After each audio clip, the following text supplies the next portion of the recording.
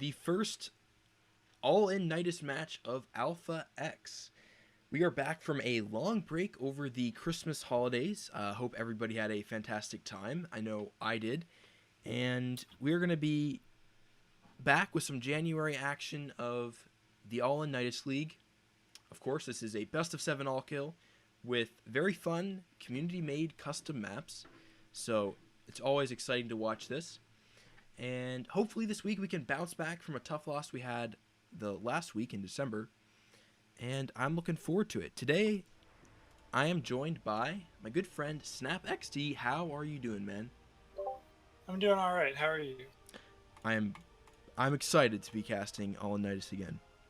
Fantastic. I'm glad to hear it. It's been a while. It has been. It's been a while since I've casted, honestly. It's been... Yeah, I used to do Brood War casting pretty regularly for a couple leagues, but I just kind of was a lazy bum for a long time. Right. So, as always, guys, it starts with 2 diamond matches, then we have 2 masters. So, our first player is going to be Sun Tzu, and it looks like Power Thirst is theirs on Dragonshire.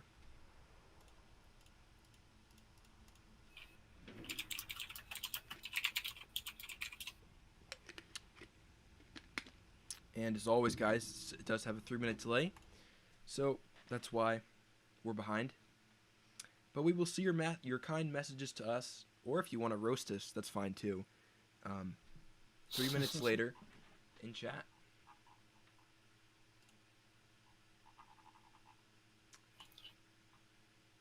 I believe Sun Tzu is ready.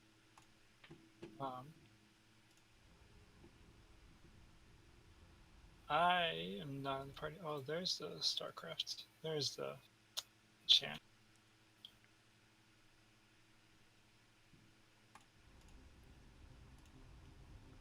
Yeah, and also, guys, this has the Pro Series overlay. That's the only one I could... well, I got it in there before I realized there was another one, but this is not Pro Series, and this is not sponsored by Africa, but those are our sponsors, so watch their events. But this is just All-in Nydus.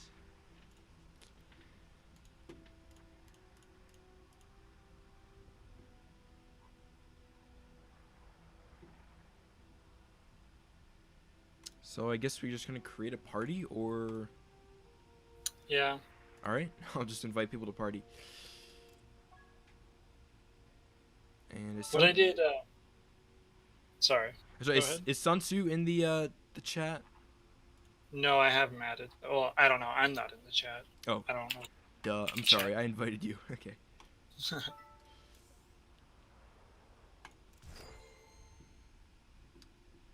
You are now party leader. Oh, nice.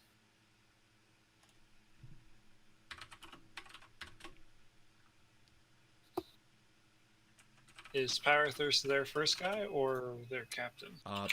Mr. Hyde is their captain. Power Thirst is their player, so let me invite Mr. Hyde.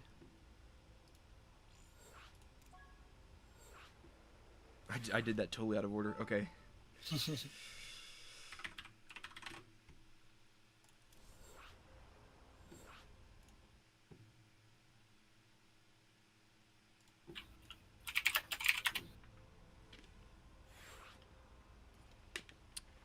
You will be a referee. I will be a spectator. Mr. Hyde will be a referee.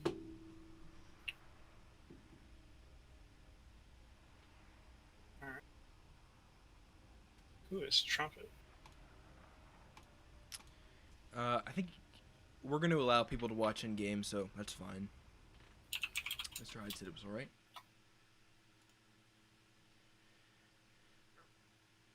Alright.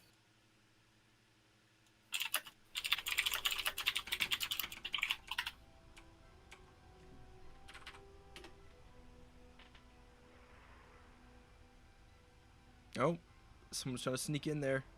Brian. Another one.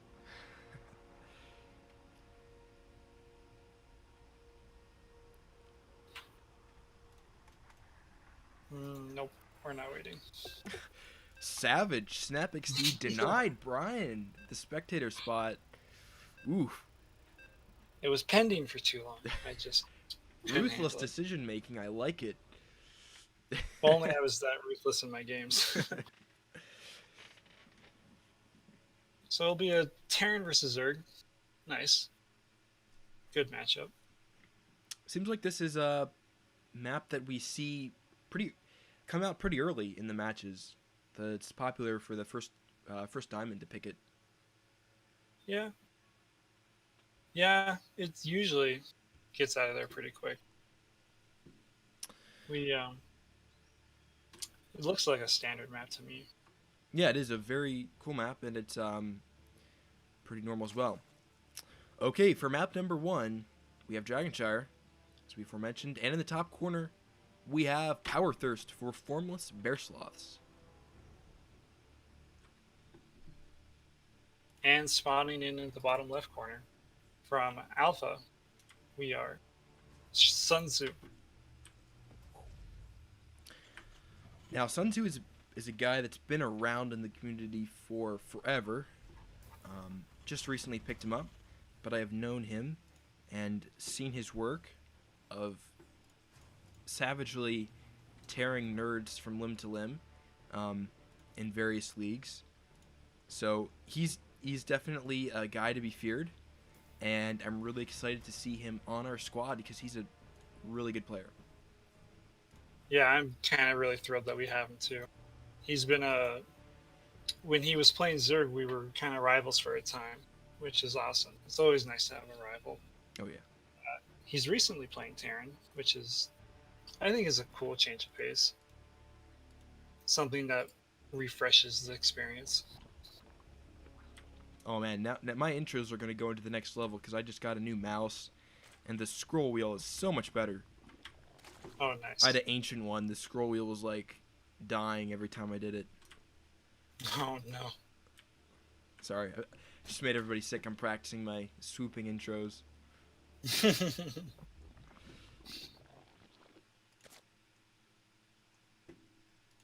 So we see standard opening out of Zerg, and kind of something I think unusual out of Terran. Tech lab on the barracks. That looks like it's going to be for the factory. So maybe quick cyclones. I'm not sure. We have seen a decent amount of cheesy play on this map. Am I actually confusing it with a different map? Somebody did the Thor drop, but I think that was on a different map. My memory is failing me. But okay, actually, we'll be a tank first. So interesting choice. Oh wow. I'm not sure what to feel about this because I don't think I've ever kind of seen anything like this before. With the starport coming out, Is he maybe going to go for a drop? Maybe. that's what I was thinking. A tank drop. I could see it working. We'll see if he maybe what he builds out of the starport if he wants to lift it up. Okay, it's a fusion core. So Oh boy. one base BC Yep. Cattle bruiser memes. Here we go. seems pretty standard, guys. Yeah. Pretty much textbook Terran. It's the one base. Okay, not gonna be one base. He's expanding, of course, but now the Zerg. This Yeah, one link getting a ton of intel. Yeah.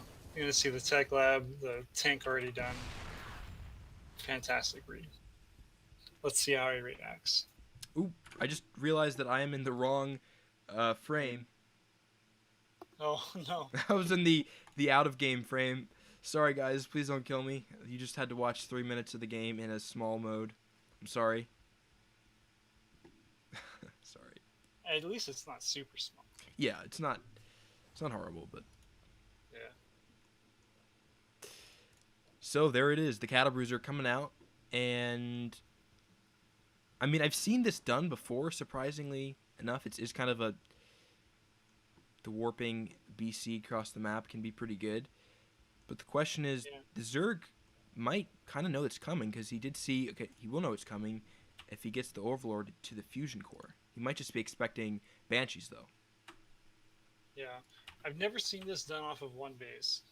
Usually when I experience this on the ladder, it's two base with a 1-1-1, which is, more economic, of course, but I feel like it's just a better build order. They even get the Reaper to deny the Overlord vision.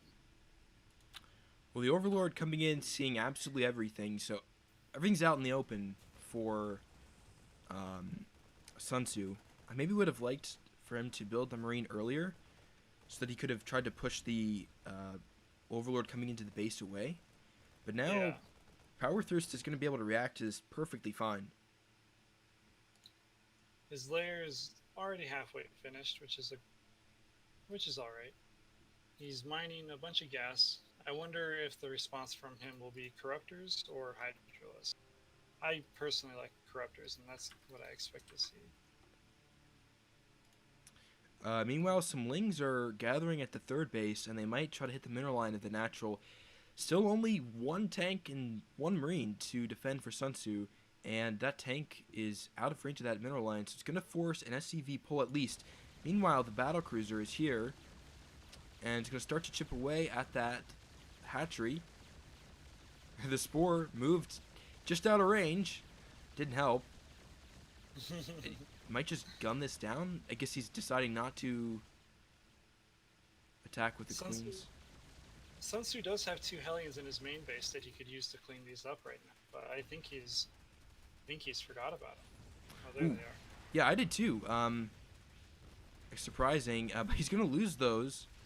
Got a little bit of friendly fire with the tank, and now Sun Tzu, whose economy has already been really sacrificed to get this battlecruiser out, is even weaker. Now, he did get that hatchery, which is nice, and he's going to get a queen here. So, good damage being done, but he really needs to defend this natural. Yeah, and with more Lings across the map coming across the map, it looks like he's going to be in some trouble. This battlecruiser has to be doing work. Getting several queens, his 8 kills already, and it's going to warp the second one here, so he's going to try to jump on it. There is that Spore Crawler in range, but Yamato is used on the queen. He can probably just gang on that Spore Crawler, but instead going to get to that natural hatchery.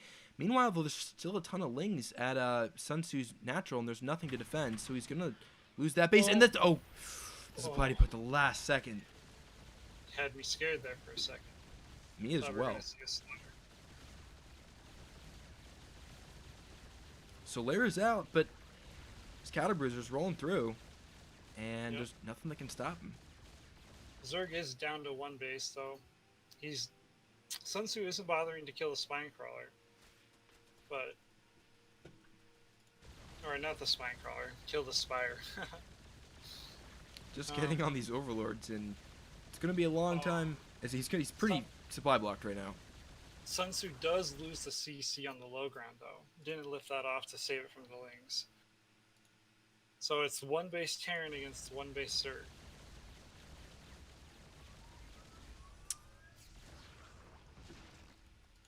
The Yamato, I mean, there's going to be 3 Corruptors out here, and he's building Spores.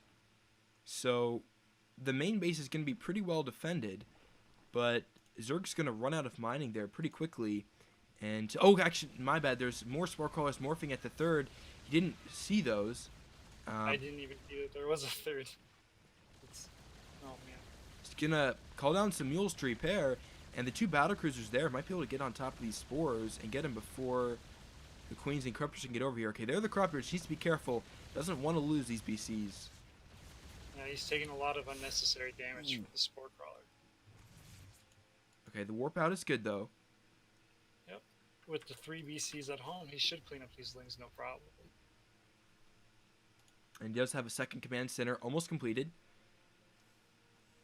So, kind of a weird position. Now that Power Thirst is mining on 2 bases, he's ahead. But if the battlecruiser count keeps climbing, then it's going to be tough for Power Thirst to fight it directly because he's still only producing larvae off of 1 base. Yeah.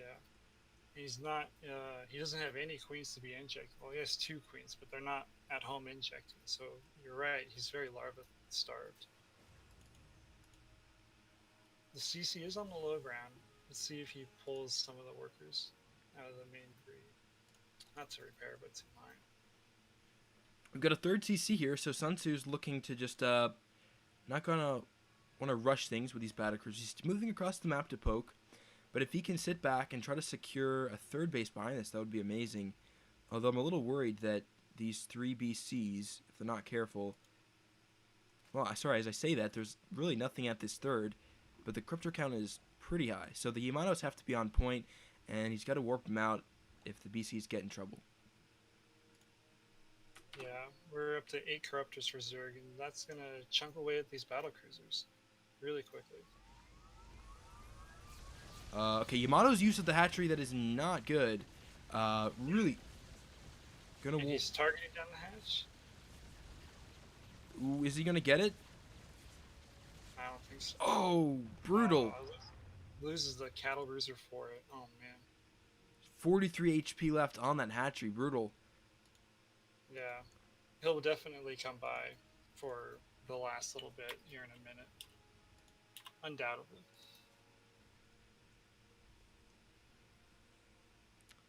There was one... Go ahead. Go ahead. As Sun Tzu finally mining enough to use both starports, and making 2 cattle bruisers at a time. The corruptors are coming. Okay, good. Power Thirst. Seeing that, Widowmine there, not going to lose everything to that Widowmine. Or does he, is the question. That was actually a really anticlimactic hit. All those lings get into the natural, and there are battlecruisers there, but he's losing even more SCVs, which is really bad at this point. But cleans it up with minimal damage. Oh, and the corruptors are going to caustic spray and take down that command center. The repair isn't good enough. Oh, man. He's going to lose a decent amount of corruptors here. Lost 3 to the Yamatos. I question the decision to build the base there instead of the one right here, because it's much closer to the base, and also the tank up here can do double duty. Yeah. Something he could refine on for sure. And this hatchery still at 80 HP here, so Sun Tzu could try to get in there and snipe it, warp out. Be pretty big. Looks like he's opting to head towards the main base, however. He's splitting up his BCs. Okay, maybe he's going to send 1 to get the 3rd, and the 2... Okay, warped out. Nice. And this 1 battlecruiser, keep an eye on it. Oh, there's 2 queens there. Brutal. 2 queens find the battlecruiser, and he is going to lose them, but now he knows where it's at. He's got a tactical jump out of there before those corruptors. Ooh, maybe Sun Tzu's... The corruptors parked there for a minute. Oh, now he's got it. Yeah, it's going to warp.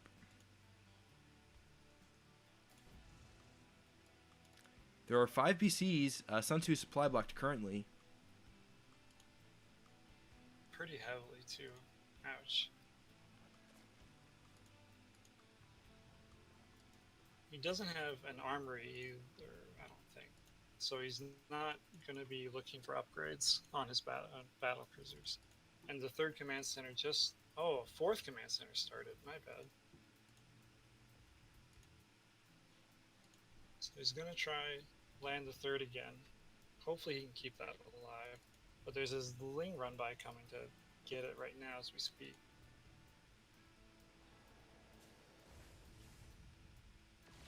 BCs will be there to shut those lings down. The corruptor count is there.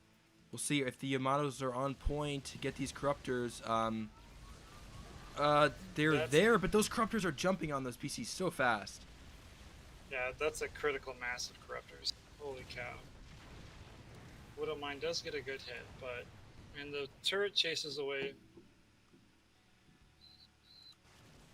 Ooh. Good hits with the mines. So he cleans up most of the Zerglings. Yeah, those corruptors can... Okay, they were going to caustic spray that planetary. So the BCs are here. Problem is that Sun Tzu really doesn't have much except BCs and Widowmine. So he's penned at home defending his army. And he's got double starport production now. So we'll see if the BC count can get high enough. Yeah. But it seems like his What's army re- is still extremely fragile. what's really interesting to note, I think, is that Sun Tzu has had a worker lead almost this whole game. Just now they're tied, but he's mining very inefficient.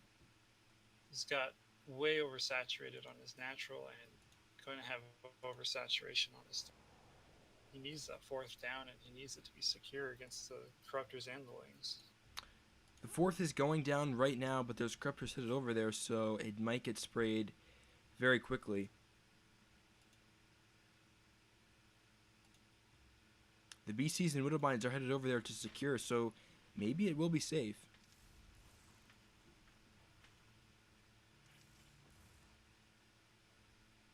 And with the planetary fortress and SCVs there to repair, the Ling run by won't do very much at all.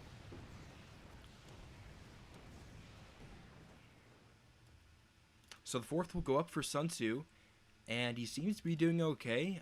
If he gets a few more BCs out, then they will be able to hold their own against a decent amount of corruptors. It will come down to the micro of the Yamatos.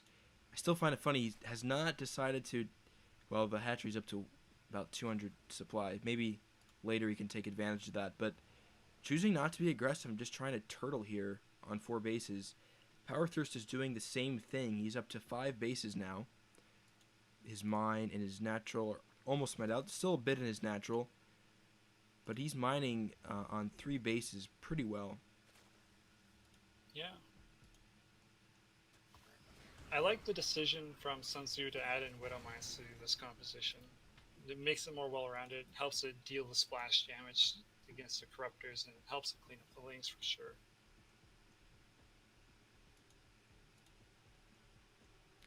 The question is will Sun Tzu be able to push out with this BC force? Maybe he's going to try to do a tactical warp somewhere and do enough damage that it cripples the Zerg, but it just seems like the corruptor count getting higher and higher with the upgrades. It's going to be really tough for the BCs to fight into them directly. Yeah. The BC count doesn't climb nearly as high. So, ooh, there's a big run by going to hit the third, or the fourth, and a huge Baneling run by going to hit the third. There's Widow Mines in place, but I don't think that's enough Widow Mines. I don't think they're going to get all the Banelings. Oh, he's even going to send the Zerglings up front to bait the shots. Well, one Widowmine going to make it to the high ground. That is a fat group of Banelings right there. They don't have speed, though. So we could have some really ugly connections with some Widowmines. Yeah. There's a couple back. Here we go. Here's the fight. The Yamatos are not there. The Banelings sacking onto that. It goes down. And the BC's not faring too well either. Actually, preserves the BCs, but can't. This is the problem. He can't take a fight against these corruptors straight on. Yeah. It's absolutely tough to do that. Like, corruptors do really well against the battle cruisers. Zerglings trying to take out a planetary fortress, that never goes very well. That gets cleaned up. We see an army supply lead for Terran, though, but that's in mostly Widow Mines, it looks like. 7 battle cruisers, yeah.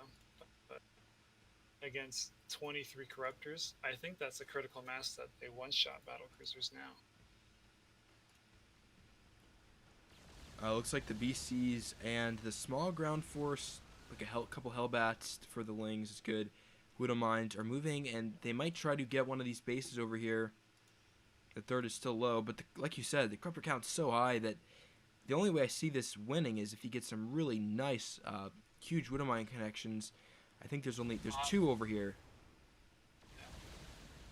What's really important to note is that Zerg has 2-1 on his corruptors, 2 carapace, 1 weapons. Oh, the Widow Mine hit was amazing, oh but there's only God. 1. Oh, another. Ooh, that was good. And a third. Oh my. He loses 2 battle cruisers for his trouble, for a bunch of health on the corruptors. How many corruptors actually went down is the question. Only 4, I believe. Yeah, this is the problem, is that Sun Tzu can't really fight effectively. He can kind of take some trades, but there's no real way that he can push in and take a base unless he catches him off guard. Now here's a problem. Power Thirst leaving a huge group of overlords out in the open, Oh, and that's going to be a nice supply block for Sun Tzu. I don't like that he's trying to use the Widow Mines to get him. He needs to be saving those for the Corruptors. Agreed. And hopefully he can do some significant damage. Oh, the Widowmine hit's great again. There's two. Some great Widowmine hits, and there's some Vikings here to kite.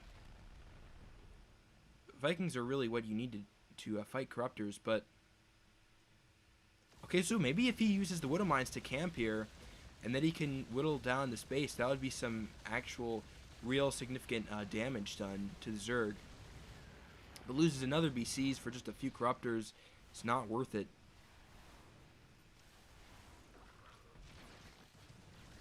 Ooh, some Roaches here to tank those Widowmine shots. A very smart move. Those Widowmine shots were keeping Sun Tzu in this fight. Yeah. And again, another offensive for Sun Tzu where he does no lasting damage to the Zerg. And Power Thirst is getting bigger. Yeah. We don't see any Overseers out of Zerg, though, so these Widow Mines are going to continue to be a problem. He doesn't even have a Spore Crawler at this base, so he could stick two in the mineral. Oh! Oh my goodness. All clumped up! Oh my gosh. Oh, another shot! Oh my gosh. goodness. You're playing with fire, Power Thirst. Why are you just... Okay, there's Overseer. I'm like... They're not that expensive, man. Yeah. Oh man, giving me a heart attack. As a Zerg player, I just... Oh, those mine hits. Brutal. I mean, there's so many mines here that it's actually a real plus to this army because it's so hard to navigate. But the BC count's so low, it's not like he's been doing an okay job keeping him alive. But in each fight, he's losing 2, 3 BCs, and at that point, you don't really get that mass. But with the amount of Widow Mines here, maybe he can get this hatchery. Yeah, it looks like he will with the Yamatos and Zerg Army AFK. Yeah, the Zerg Army is trying to do a run-by with Caustic Spray, but it's going to find more Widow Mines. It's actually kind of funny is the 2 missile turrets by that base are not... Oh my goodness. A fat shot on drones. Got 11 drones there. Oh, wow. Oh, wow. So he takes down that base, and we see a 40... Oh my goodness. Terran has double the workers as Zerg. He warps out of there before the Corruptors can get their damage in. And he will save that base, but does lose quite a few SCVs in the process. But still, like you said, 70 to 44 workers. That's insane. So, yeah. Oh, the mines on these Corruptors still. Oh my goodness. Wow. That's tough to deal with. This is getting absurd. One thing the Zerg does have going for him is he's got +3 carry pace on his Corruptors, which means the battle cruisers are doing very little damage. That's 5 armor. Oh no, 3 BCs caught out of the open. These Corruptors gonna lose those huge. Those Corruptors are taking almost no damage from the battle cruisers. I think he needs to give up on the battle cruisers and work with a different solution for the Corruptors. Yeah, I think Vikings are boys. He should have given up on battle cruisers a long time ago. And this game might have looked different if he would have gone Liberator Viking, but... We see Terran double expanding to the top side of the map. And there's a third one at the bottom. He's just spending his bank any way he can. Wow. Oh my goodness, more Widowmine hits. And there's the Vikings. Now Vikings actually do a decent amount of damage per shot. They're going to get cleaned up here. But another Widowmine hit. Sun Tzu has to stop letting his units be caught out in the middle of the map and dying for nothing. That's been a consistent problem almost all game. Look at that. Another 2 Vikings dead for nothing.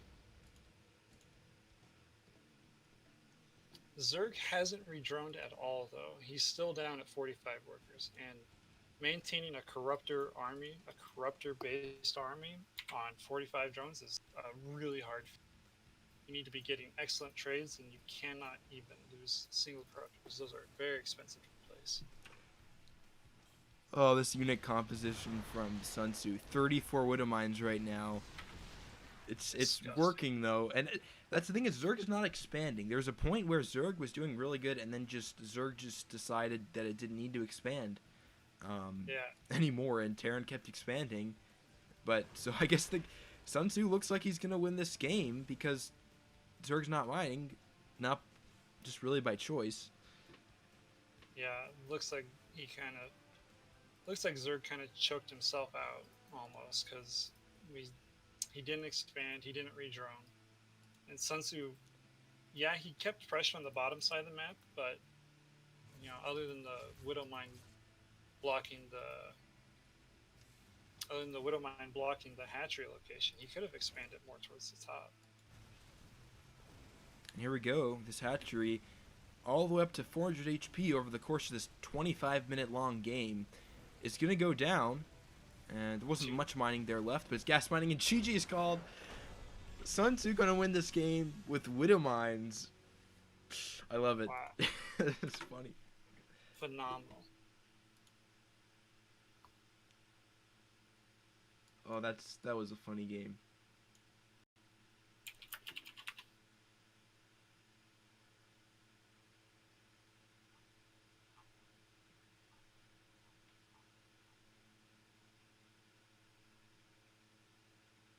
Sorry, I was reading chat. I forgot to read chat during the game. Yeah, me too. Whoops. I'm just gonna scattershot names: Landfear, Pitfall, Sun Lily, Reality, John Goodman, Xenodactyl, Zerk. I think that's it. Sis. Okay, Skip. Sketchy. Good to see you, man. J Skippy, Salavanth, legendary, and I think that's it. Okay, got you guys' names. Thank you for watching, guys. We're up to 17 viewers. That was a interesting game. I don't know. What do you got for thoughts on that one, Snap? That was a really cool game to watch because I didn't think Terran had it.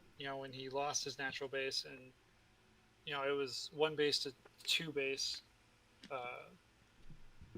I thought Terran was going to lose. I'm kind of really excited to see him turn that around. As a Zerg player, I freaking hate that. Oh my gosh. But it was good to see. Fun to see.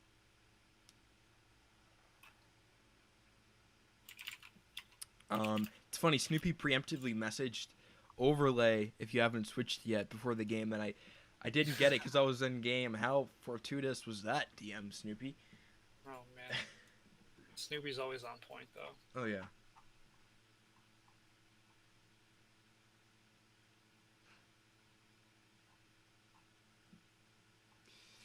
Oh, I'm sorry. Was I really making you nauseous on the late? I'm sorry.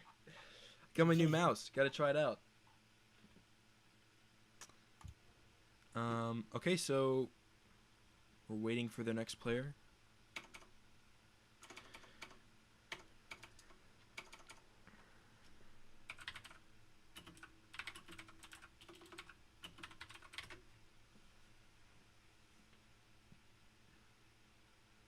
Oh, sorry. Wait.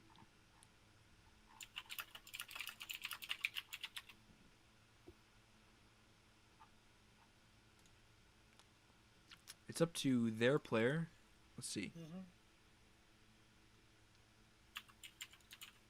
Yeah, I'm just waiting for an answer from Hyde. But yeah, everybody in the chat, thank you for...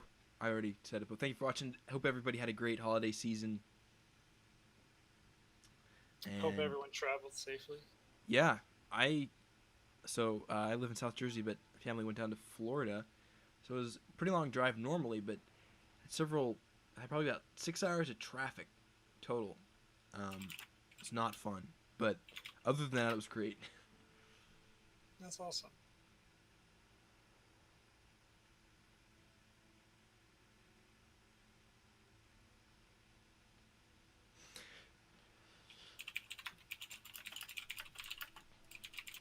Oh, I forgot to message Sun Tzu. Tell him what a god he is.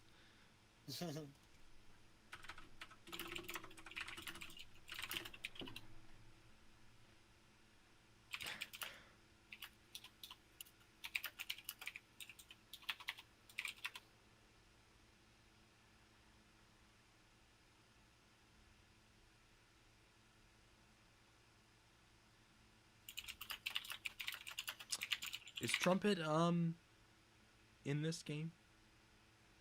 Wait, never No, mind. it looks like we're gonna be playing. I'm not even gonna try. I'll just butcher it.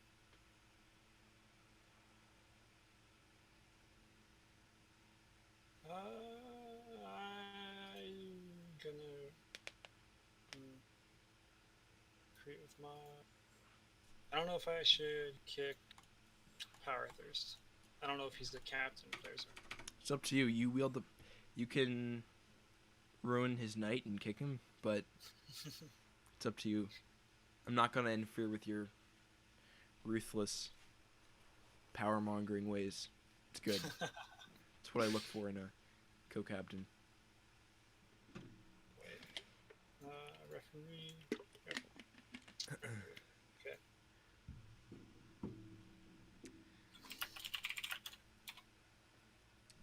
Wait, I can chat. I can.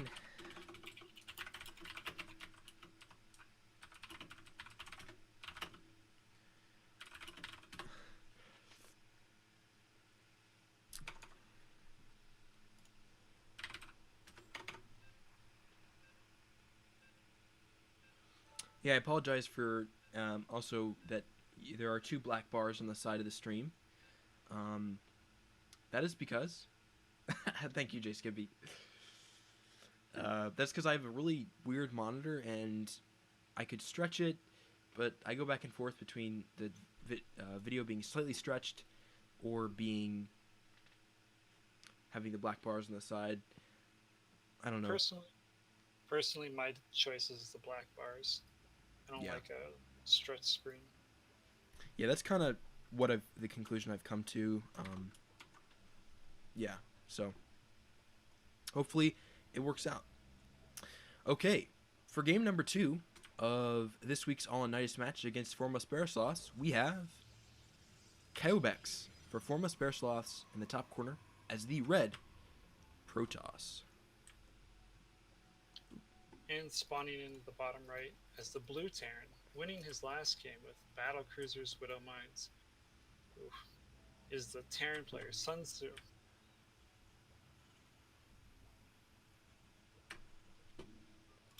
We need to get that little floating tag changed. Yeah. Pitfall, the format is best of 7. All kill. So we see 2 gases out of Terran really quickly. This, I don't know. I don't play Terran, so I don't know how to feel about that. Seems cheesy to me. There's only 1 SCV on gas to start, though, so still a little bit cheesy. Yeah, I'm gonna just full disclosure, guys. I'm getting back into the SC2 meta, but there's gaps in my knowledge for sure. So I don't know what 4 workers on gas means. I think that's just a mistake. Okay, there we go. I'm reading into it so much.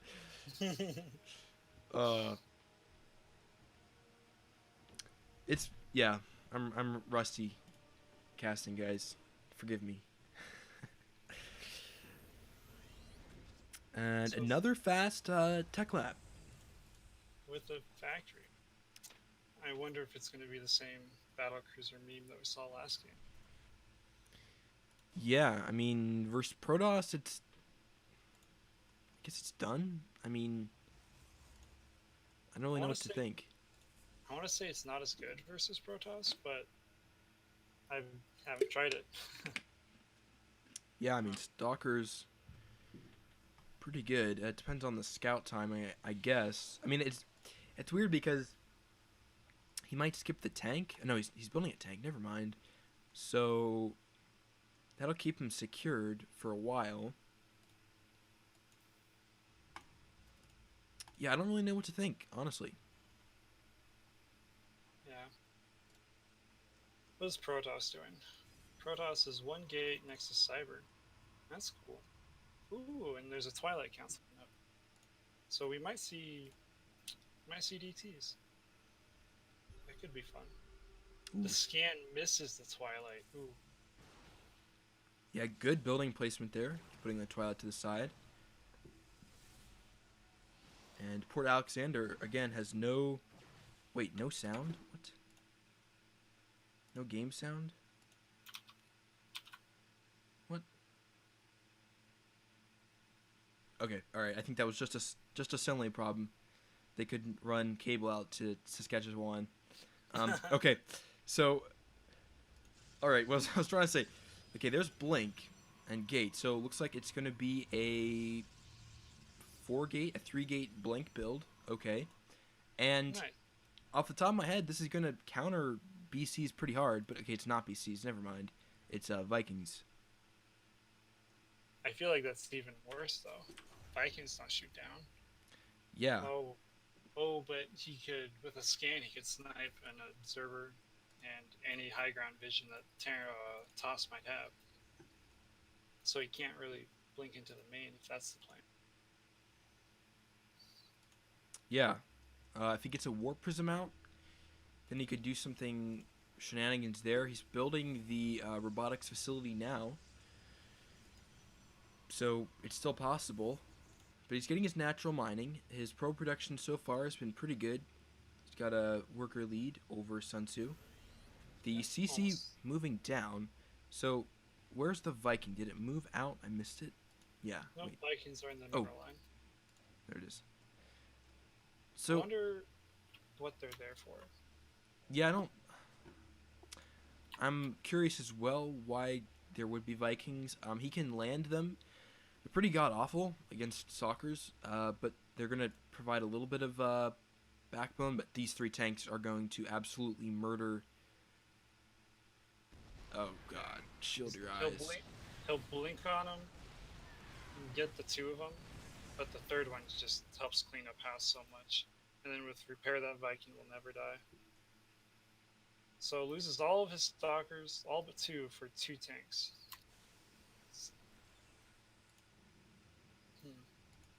I mean, on paper, that's a bad trade, just in terms of minerals. But Yeah. I guess in production time, it can kind of make up for itself. Yeah. That's kind of funny that we see a bunker out of Sun Tzu, but he doesn't have anything that can go inside of it. It's a fake. He's got a marine out. Oh, there it is. Yeah, that bunker is going to be good too, because if any of the stalkers aren't commanded, then they will just kind of waste shots on that bunker.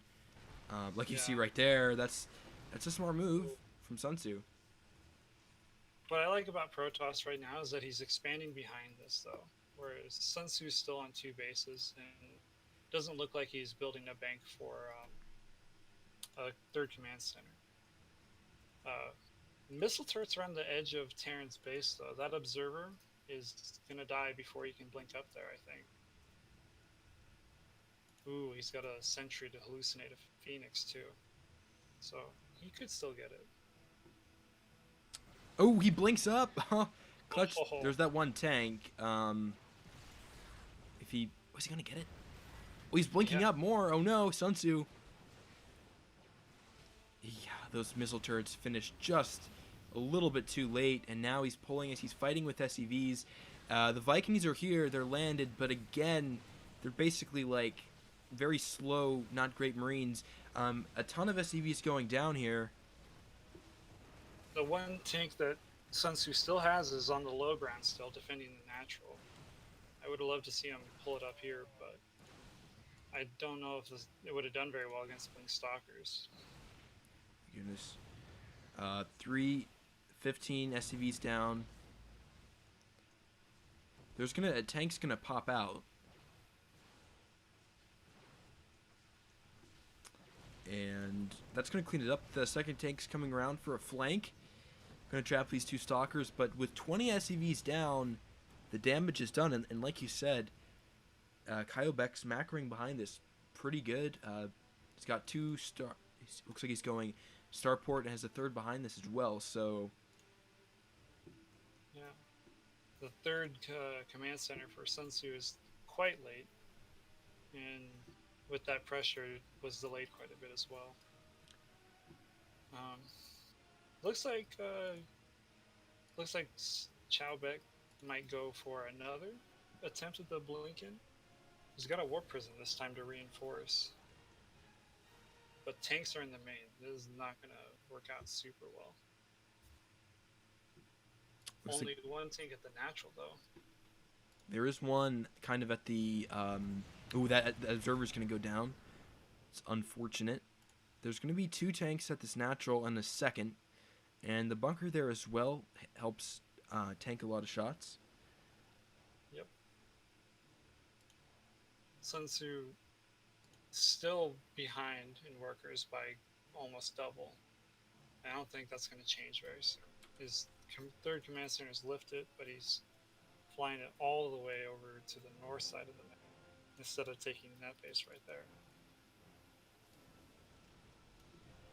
Would have liked to see him take the other base, but I guess he doesn't know that the stalkers are there. Ooh. Tank's getting shots on the stalkers though. All right, game sound is up, guys, per popular request. And yeah, nice move here, leapfrogging the tanks forward. Got a little Viking for vision there as well. It's nice. Oh, okay, I missed that. Charge lot's getting warped into the natural. Getting 5 more SCVs. There's going to be Vikings here to clean up this Warp Prism. But these Zealots going to get on top of the armory and get down this +1 armor attack. Wow. Oh, the repair is too good, though. Ooh, it is. Protoss keeps finding holes in the armor for Terran. Terran's got the main base pretty secure with tanks. These Vikings, oh, man. terrible against pretty much everything. Reminds me of the Heart of the Swarm cinematic where the landed Vikings just get annihilated by the Ultralisks. Yeah. So the armory does go down, and the Marines that were in the bunker help clean up the Zealots. But And that's... Sun Tzu's in a bad spot. I mean, that's one of the things of having Vikings around is you can hopefully, on paper, patrol around and you don't let attacks like that in. You can scout for those War Prisms and have better vision, but he let that in, and that's a really huge, significant loss. More SCVs. We got almost 30 SCVs lost this game, and that upgrade as well. So very significant. 30 SCVs lost, and there's also 30 SCVs mining the main base with only 5 mineral patches. So Sun Tzu is very... I feel like he's very flustered this game. Mining's all out of whack. You're right, that's huge. And the army supply, it's a 70 army supply lead for Cowbex. And although that is it's gateway units, but honestly, who cares when this supply counts? There's Void Rays as well. We do see carriers in the production staff for Protoss, but I don't think that they're going to make a show in this game. I don't think so either, unfortunately, for Mr. Sun Tzu. And this force of Void Ray... Now, if the tanks were all up in position, this could be a very cost-effective angle for Sun Tzu. But they're kind of back a little too far, and it's not really going to matter. The repair's not going to be strong enough.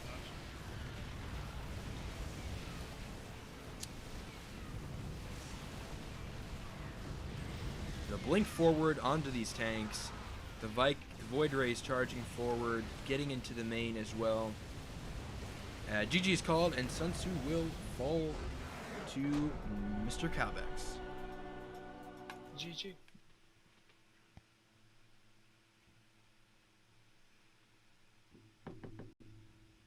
Okay. So it is tied up 1-1 here. It's funny, in that game, Calbex really just snowballed things after that first blink in, and things just went south for Sun Tzu. And Sun Tzu was so close to preventing it that missile turret was just seconds away from being built, but that Obs got in.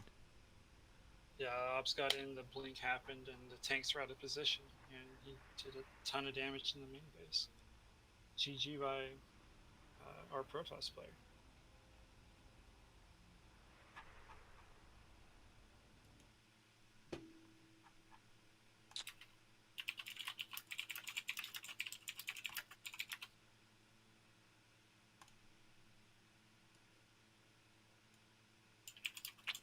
Alrighty, so John Goodman is up next, right? Yep. Cool. Let's see. Where's he at?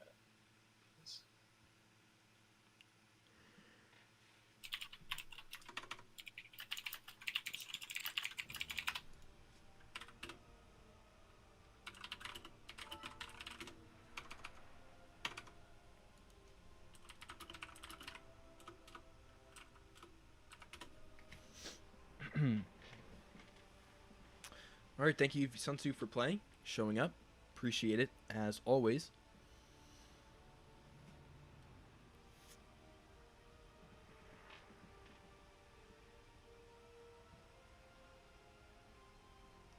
So we're going to be playing Reality next, who changed his name midway through the season.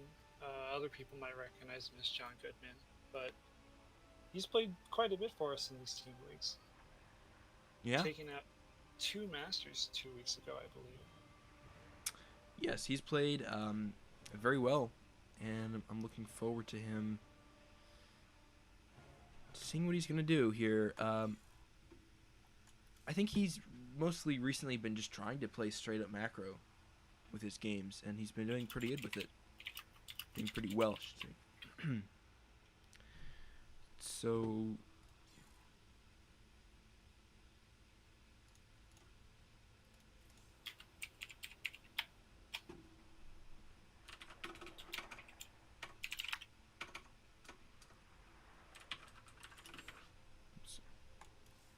Okay, so it looks like a Metron is going to be the next map.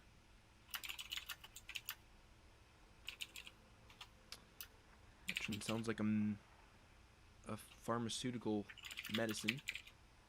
A bit. But I wonder if it's something else. I'm going to Google it right quick. A Metron. It's actually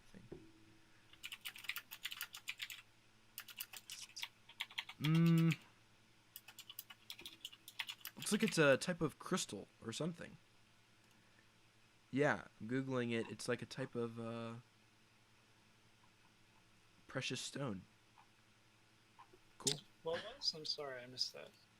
A Metron. I was just Googling what a Metron means. Oh. You learn something new every day, Snap.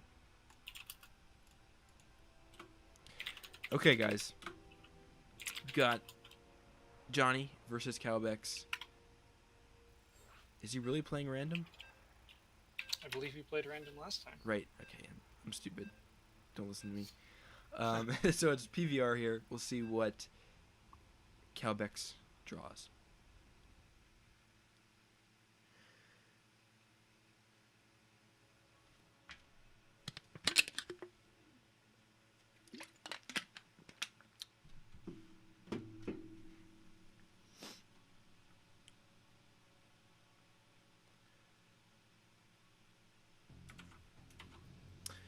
All right, in the bottom corner of a Metron for game number 3 in this tied-up contest between AlphaX and Foremost Bearsloths, it is Reality as the purple Protoss.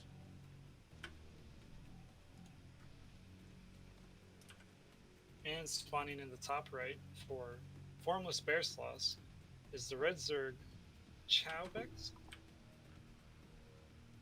Have you been saying his name? I guess Chow. I guess. Alright. That's good. Like Italian for hello, right? Ciao? No, it's goodbye, right? Goodbye. Yeah, ciao. Oh yeah. That's right. There's that guy from The Office always says ciao. What's his name? I can't, the weird guy, Gabe, that's right. So we see a 16 pool of a Zerg, followed up by a hatchery. It looks like he's going to try. Reality's going to try and deny him. Yeah, looks like he's going to try and block the hatch. Nice play from... Ooh, he's going to get it. Nice. Ooh.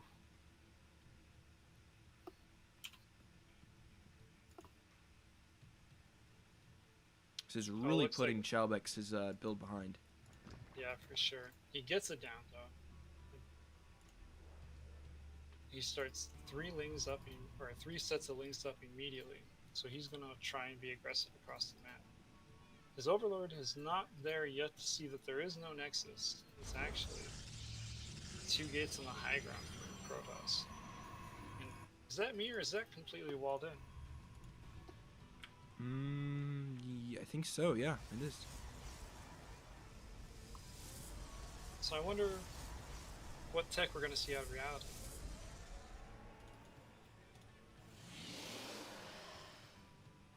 Chrono's both Adepts.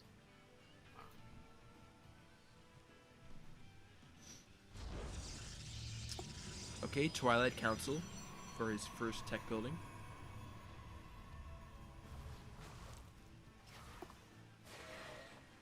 And he's not building anything out of those gateways yet. So I'm a little bit curious as to what you think John's doing. The 2 Adepts are moving across the map. He doesn't really care about those lings. But they are slow lings, and I guess the warping in Adepts should take care of it just fine. With a Twilight finishing, I suspect we'll see Glaives. And maybe a Robo for a Warp Prism when he has the money. Proxy Pylon across the map near the 3rd, so it's a nice warp in location. Adepts into the main, getting a couple of drones. Getting back in this mineral crook, very nice. 4 drones, 5 drones, 6 drones.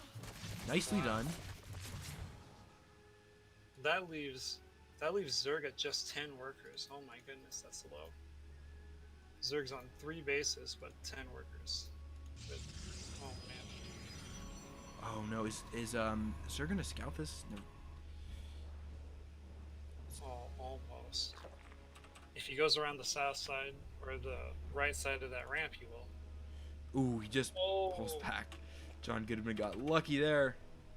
Yeah. Oh my goodness.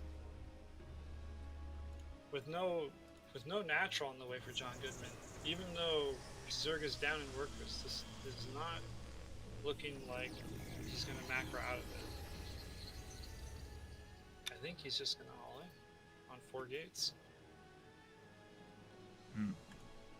And I mean, with the, I guess the gate walling, that puts away any opportunity for Zerg to counterattack, but it still seems interesting just to, from day one, just to cut yourself off from any possibility of expanding. But we'll see if he can make this work, as Glaives is almost done. So an important thing to remember is that gateway took a lot of damage, a lot of hull damage in the when those first 6 lings came across the map. So if Chow decided that he wanted to break into Protoss base, he already has a weak point, but he's just going to go home. John's a little bit indecisive here. He's attacking the hatchery now. This is bad. He needs to pick his targets carefully. Yeah, that was definitely not what he wanted to do. All of those Adepts are low. Oh, wow. Okay, good. Got back to the shield battery, which is important. John needs to throw down some more shield batteries right now. Killing the lings, which is good. But there's 4 queens here with quite a bit of mana for transfuse. Yeah, 20 lings on production. They're coming across the map now. Lings don't do that great versus Glaive Adepts, but they're not the worst thing in the world. And with 4 queens as backup, they're... Oh, the transfuses are on point, though. So he's just bleeding him of all this mana here. Actually, John Goodman, though, it's not going to be enough with the 4 gates warping in. Is he just gonna win right here? Looks kind of like it. I think so. Zerg doesn't have the larva to spend all of his money, and he doesn't have the workers to. Well, he has very little workers. Spine's coming down, but I don't think that's enough. Oof.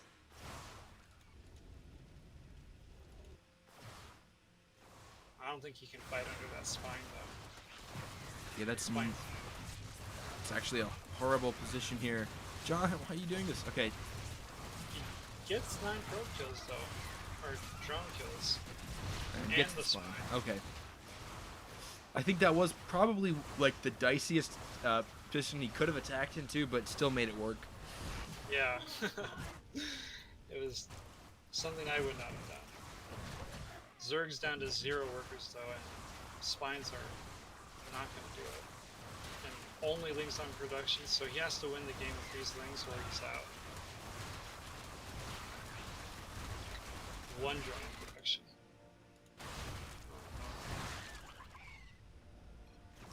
GG's called, and John Goodman scoops up a nice W. Well done.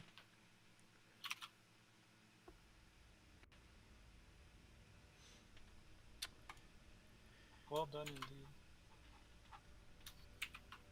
All right, so AlpX takes the lead, 2-1. And John Goodman will take a crack at one of their masters.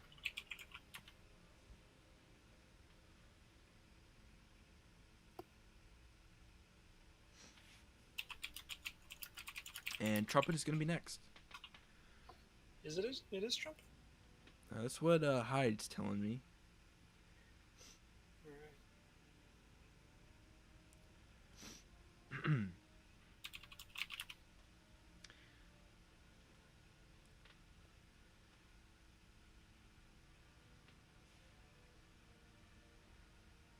I'm looking at the broadcast now, watching the 3-minute back version. It really looked dicey there for a minute after those first couple shots went absolutely nowhere, just into the hatchery. And he pulled back, though. And the warp back was really on point from John. Getting back to give his Adepts another round of shield. I think if he didn't do that, he was in serious danger of that push failing. Ooh, I'm hoping there wasn't lag on that.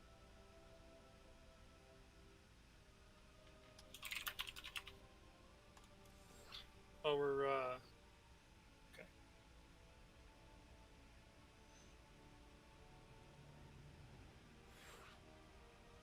Alright, it's going to be Trumpet versus Reality. We have 1 referee, 2 referees. Now, Trumpet's MMR is quite low. It's only 4.3k, so he's basically Diamond 1 MMR, so if there's a Masters player John could beat, it's absolutely Trumpet. Pretty close to MMR. Yep. He is Masters, though, which, you know, it does take something to get there, so... True. So we could see... We may see him play a little better. I don't know. I sticking my hope out. It's going to be a PvP, too. Cool. And at least if, even if John... This is basically a free game for us, even if John doesn't take him down until right, because Jay Skippy will just whack him after this. I hope so. Go, Jay Skippy. Gotta believe. Okay. Alright, in top corner of Triton by The Music, it is none other than Reality, the Purple Protoss.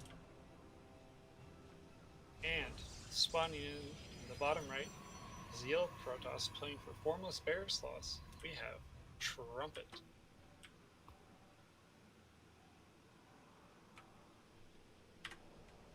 Gotta say, I think that's a really cool clan name, Formless Bear Sloth. Yeah. Been around for a while. Had some pretty legendary players, and you know, it's one of those CTL community teams that just a part of the community, so cool to play against them. Always very well mannered and play. Fantastic. A can't say I've run into too many of their players on ladder, but they do have a good reputation. Yeah, it is a smaller knit community. And we see that. Is that a wall? No, never mind. No. I'm saying. Almost a wall. So probe gets in the base. Gonna see absolutely standard.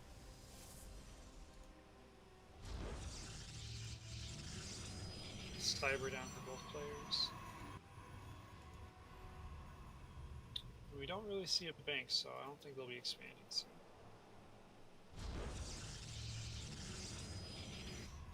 I'm not very familiar with Roadhouse builds, but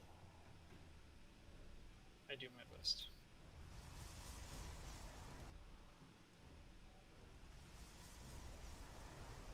Yeah, builds pretty much the same, almost to a T, although Trumpet messed up on gas mining just a little bit. Okay, so the unit choice is different here, and this is where we can see the first kind of divergence in builds. Stalker and a Sentry out for John, as opposed to 2 Adepts. So, ooh, and there's a pylon blocking the wall for reality, replaced by Trumpet, so he's not going to be able to get to expand. Oh, same thing done by John Goodman. 2 can play that game, it seems. Yes. Oh, man. Is he going to let it finish? He actually is. Okay. Ooh, and Trumpet did not. So we're going to see... Wow. 2 more Stalkers coming out for reality. I think Stalkers are the better choice. I think Stalkers versus Adepts. I think Stalkers win that one. Yeah, Adepts But, blow. 100%. Yeah. Oh, he needs to... Okay, gets the wall in. Oh, no! But it's not a wall in!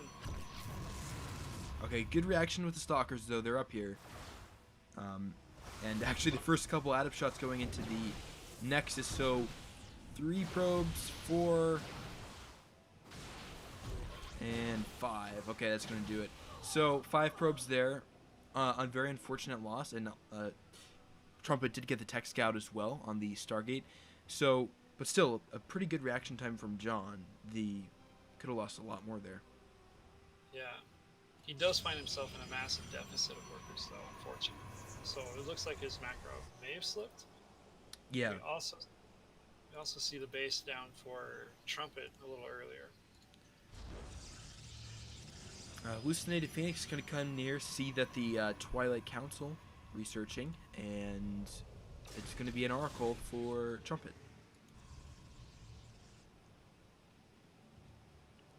And with Phoenix first for reality, I think he should be okay against the Oracle. Phoenix shut those down. Yeah, and if Trumpet isn't careful, it could get sniped. So. Yeah. We do see on the right side of the map that there's a proxy pylon for Trumpet and a proxy sentry for reality. I'm not sure what the sentry's there for, but pylon's definitely going to be warping in something later. Yeah, that sentry should be at home because no real point in leaving 100 gas out there for free pickoff. Yeah, it's scary. Oh, and he's gonna see the sentry. Oh no, never mind. Places a pylon again on the right side. That's interesting. That one's not really close to the base. Maybe that's where he wants to take base later. So John did use that sentry to cast a Hallucinated Phoenix, but I'm not entirely sure that casting one from home would have made much of a difference, but I guess gives you a little bit more time to scout. So there's the Phoenix count is at 4 and it's climbing for John. And he did see with his hallucination though where the oracles went, so he's fishing for those right now with his Phoenix. He almost found them. And as soon as he sees them, he's going. Oh no! Oh no! This could not be any worse for John. Ah. Oh. These poor probes. Okay, the Phoenixes are back though. Still, another 5 probes could have been none. It's actually going to be 8. Absolutely brutal. We're Reality's down almost 20 workers. This is not looking good for our purple Protoss. And text behind too. We see blink on the way, or we see charge on the way for yellow, but he's already finished blink. Oh no, these Phoenixes, be careful. Ooh. Oh, the one stalker. You can lift that.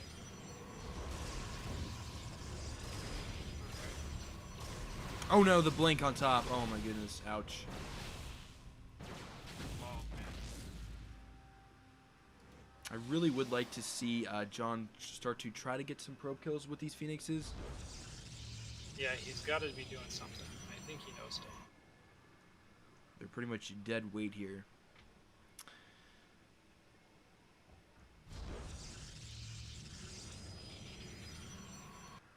We see a third base for yellow. We see a third base for purple. It looks like they're playing the same game, just our purple Protoss is running a little bit behind. Hallucinated Phoenix. Oh, that was... Yeah, I'm not sure I agree with that. He hallucinated Phoenix to get the stalkers to come in, and then flies in with his actual Phoenix. I was just going to say that. Same thing, and... oh my goodness, yeah.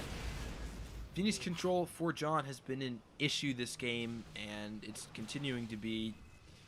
He had an army lead with some Phoenixes, and I think if he used his Phoenixes a bit better, he could have gotten some economic damage, possibly prevented those oracles, and maybe got a little bit more. But instead, they're down to a pretty ineffective count.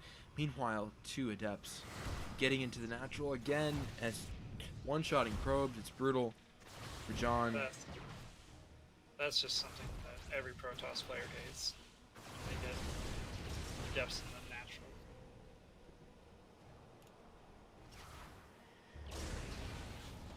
So Trumpets is pretty much out multitasking Reality here, or out harassing him. Yep. John's really not done anything in the way of harass, and at a 20 worker deficit. One thing that John, or Reality, does have going for him is he's got a Dark Shrine almost finished. When the tech choice for yellow was the Templar Archives, so I think we might see Storm or Archons for yellow, but I don't think those can't detect, so Dark Shrine should get some damage done. You're Does right. Yellow have a robo? Oh, it's almost done. Yeah, yellow has a robo. Trumpet does. But the army supply is climbing for Trumpet, and it's much better than Reality's. Reality's got some zealots, just still some supply tied up in Phoenixes that aren't going to do anything against this force of Archon Stalker Zealot. He's going to ram through John, and he can even attack this third base here. There's 2 Immortals out, but I don't think it's going to do enough against this Zealot Archon force.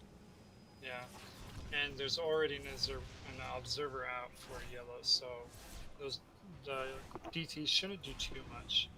Okay, 8 probes in Rising. Where's the obs? And there's actually one in the. There's a DT in the main as well. Oh wow, I didn't see the one in the main. Oh, the obs. The natural, my bad.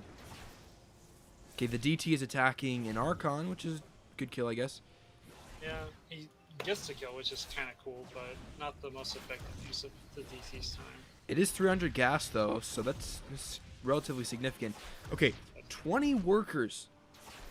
This is absurd, Ed, but it's the spark that John needs to get back into this game. I am worried about the army composition, though. Yeah, yellow, or our Protoss player Trumpet has he has a much better army composition for sure, and we do see that Reality had a worker lead for a few seconds, but it's already back in yellow's favor. It is close, though. It's not an astronomical lead like it was before. Absolutely, he did even it up. That was really crucial. So I think for John, I mean, he's down on army supply, but He needs to play it. Okay, so he's playing, I think, what he absolutely needs to. He's playing a defensive, a longer game. He's cannoning, shield battering up at this third. And with Immortals, that's going to make this choke pretty potent if he moves up here. He needs to move up here. There we go. He's moving up. So he can hold here, I think, with this. If he gets the warpins and the cannons. Yeah, should be able to. Oh, Reality's going to spot the proxy pylon when he places the Nexus. Oh, he needs to cancel that. Okay, I don't like this seating control. But see, here's the thing. All the Immortals choke back there, and a lot of Zealots getting chewed up, but it's a weird concave for him. Okay, Soccer's blinking forward. This fight is relatively even. No. Okay, Trumpet's surging forward. Yeah, the Archons for Reality were caught in the back, and the Zealots were able to do a lot of work before they died for yellow, whereas Reality Zealots died all to the Archons almost immediately. Immortals really put a massive dent in those Archons, though. And that's the thing is, if you keep Immortals alive long enough, their damage just starts to really add up. John needs to get a warp in here right now. He's banking a ton. So I think actually John held very well there. It looked bad. Okay, he's going to lose his fourth, and Trumpet's fourth is almost up. Oh, he gets the cancel. Good job. And catching some of this army out here is good. Yeah, he loses an Archon for his troubles, but cleaning up the rest of the army, I think, is worth it. So here's the thing: is John Goodman played to the strength of those Immortals in that situation, is protecting them. Like you said, the Archons at the beginning of the fight went horribly for John, but he adjusted there and was able to hold on long enough with the mana from shield batteries, and he has a massive Immortals. He lost some, but he still has a few, and he might be able to claw his way back into this game, and he actually is, now that I'm saying it. Workers are pretty close. The one thing is Trumpet's fourth will be up much quicker, but I think that's it's not going to be an absolutely massive loss. No, you're right. He finally scouts the proxy pylon that was in his fourth base location.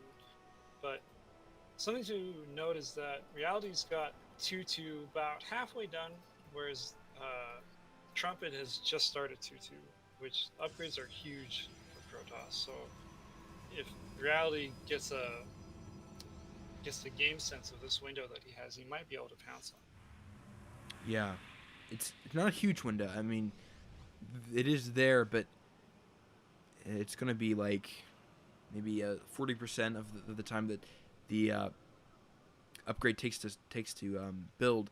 But still, yeah, it's possible. I really would like to see some sort of harassment from John. Warping his Zealots here into the third. There are cannons there, but other than that, it's relatively open.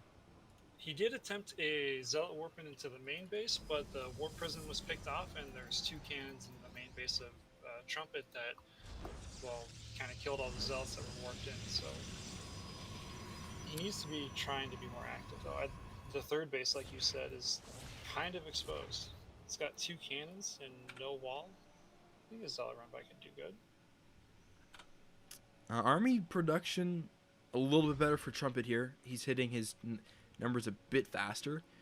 But here's the thing is, now John has a superior army, in my opinion. A superior defensive army, I should say.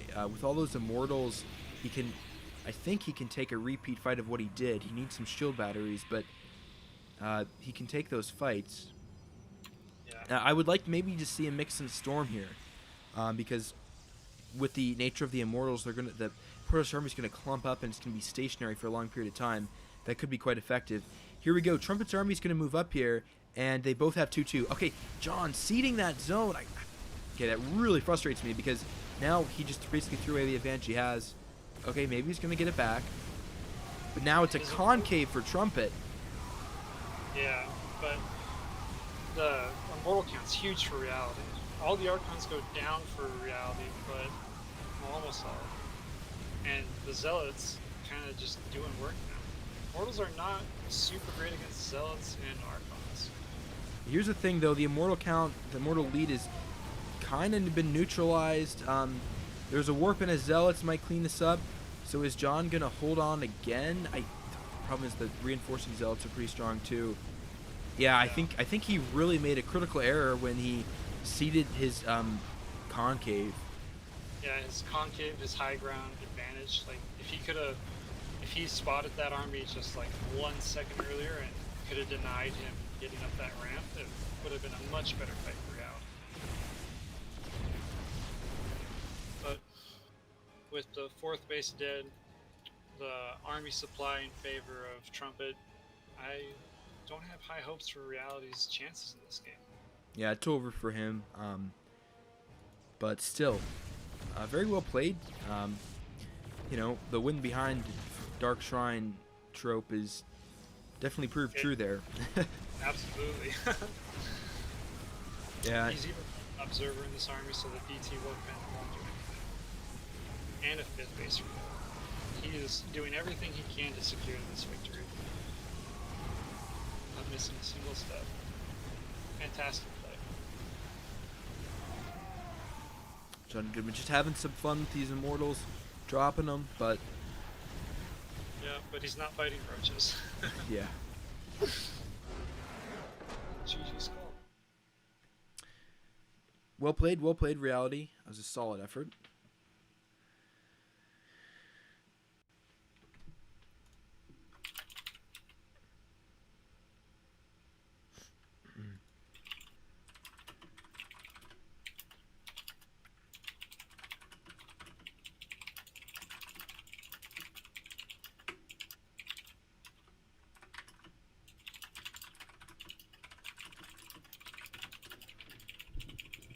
Okay.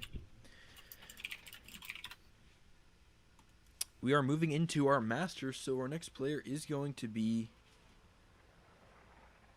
Jay Skippy, I believe. Right? Yes. I'm sorry. I'm spacing. There he is. Oh, he's in. Never mind. Oh yeah, John's saying it was an accident that the Adept got in. This is Gibbs. Gateway is 1 pixel off. I think he was meaning to wall it off.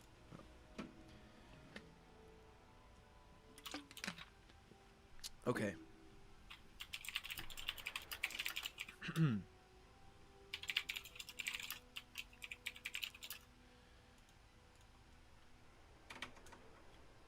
What map did we just play on? Triton.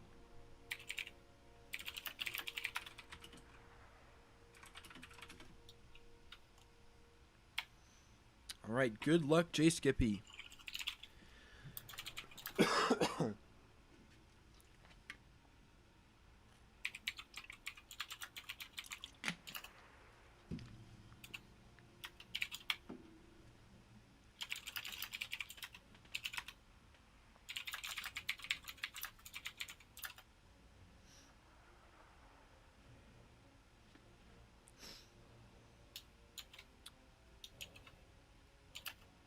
Ugh.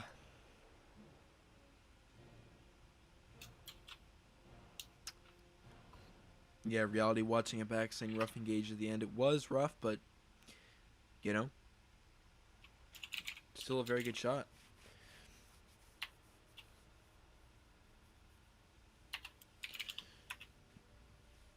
So the map is going to be King's Cove. Okay. As soon as I can find it. Don't know why I'm searching the lobby.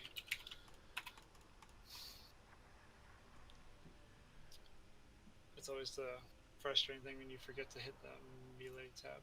Yeah. Mm-hmm.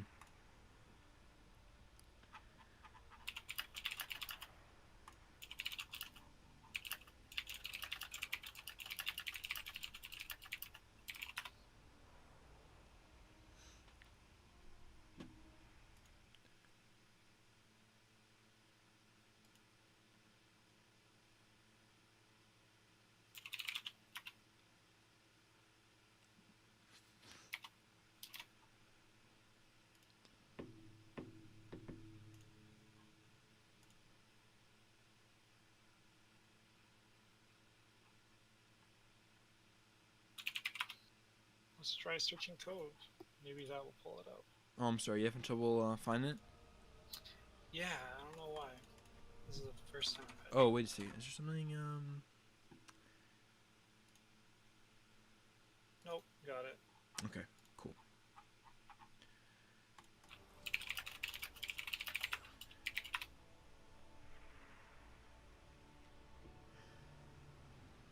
And this is the Team Liquid map contest version, so there's no doodads blocking the gas geyser in the middle Yeah, of the map. right.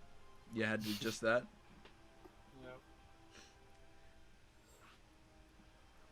Which means our 2 remaining maps are Karazhan Rift and Eternal Youth. Let's put J Skippy and Trumpet. Referee.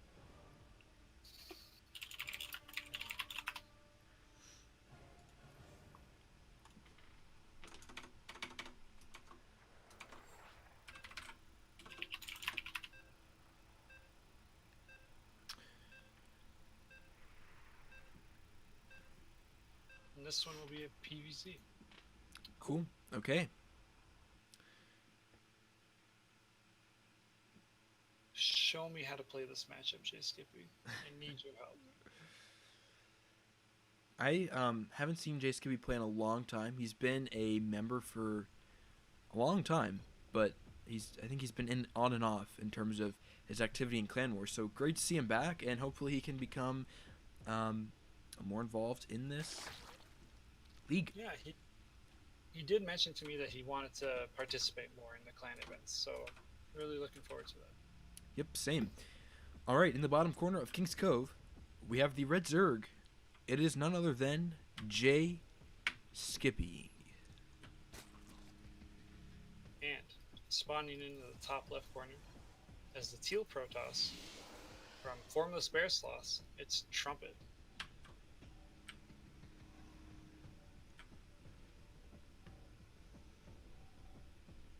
This does look like Ohana. I knew I wasn't crazy. I was thinking that the first time I saw this. Yeah, it does. It's a little bigger though. You got a lot more bases on the sides, which is kind of needed for Legacy of the Void. How fast the game moves, and Yeah. how quickly we get up to 4 or 5 bases.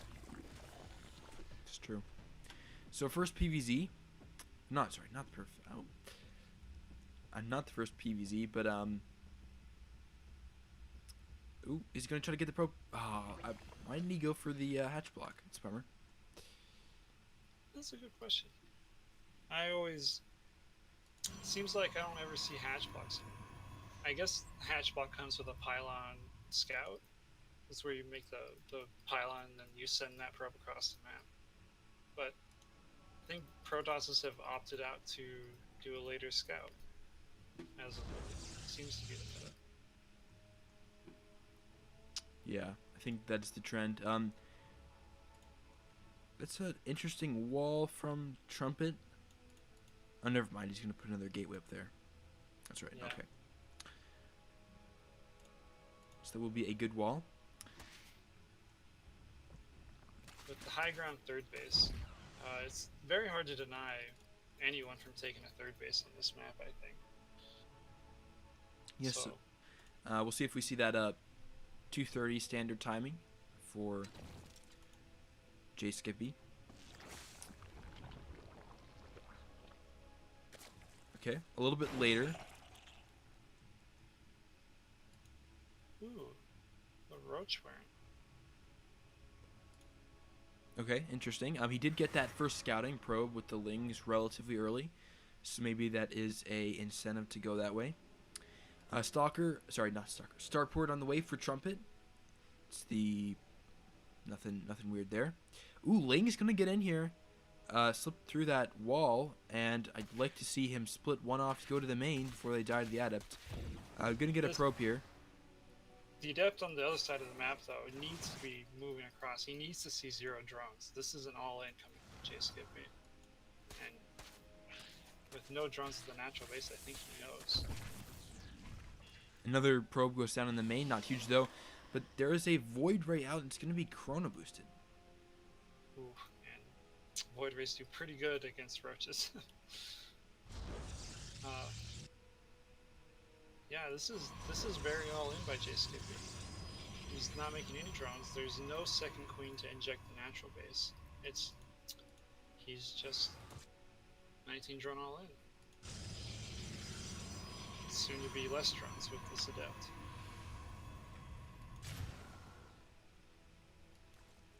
How do you feel about this? I don't like it. I don't like it for J Skippy at all, because he's got nothing that shoots up, and that Void Ray is going to go to town on the roaches. Yeah, Lings did go in. I mean, he does have that one.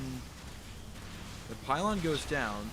Or will go down eventually. I mean, he switched targeting to the Cybercore. What is he doing? Okay, it's down. All the energy on the shield batteries have been drained, so he's got that. And Lings are headed to the main base, but all of the roaches are dead. He's going to lose Overlords to this Void Ray. I don't think he's going to get the damage he needs to. With the Adept in the wall, getting shield battery support, those Lings will never bring through. Yeah, it was actually pretty sloppy with the Lings in the main. He just kind of fought them into a wall of... Okay, but the wall is down. That's the thing. So there's gonna be. It's true. Now it's down, not down. And all three production, well, the two production facilities in Warpgate, well, not Warpgate, they're all unpowered. Yeah, I don't like this at all. I think J Skippy's very behind. He's gonna try and drone up behind this, but he did not even up the worker count with his attack. Gets these two adepts, that's nice, but the oracles will clean up the Lings. Oh, and they shade away too, so basically all those Lings were wasted. Yep. Now they're gonna head across the map and get drone kills. Oh no. And Twilight Council for Protoss. So he's gonna be looking into transitioning out of this. Well, he didn't go all in, I guess he's not transitioning, but moving on to the next stage of the game. Okay, J Skippy, he got baited there. The Adepts did not shade, and losing more drones. Yep. He's got 6 Lings on the way now, but he doesn't have any army to fight these Adepts, other than the 2 Queens, but they don't do very much for DPS.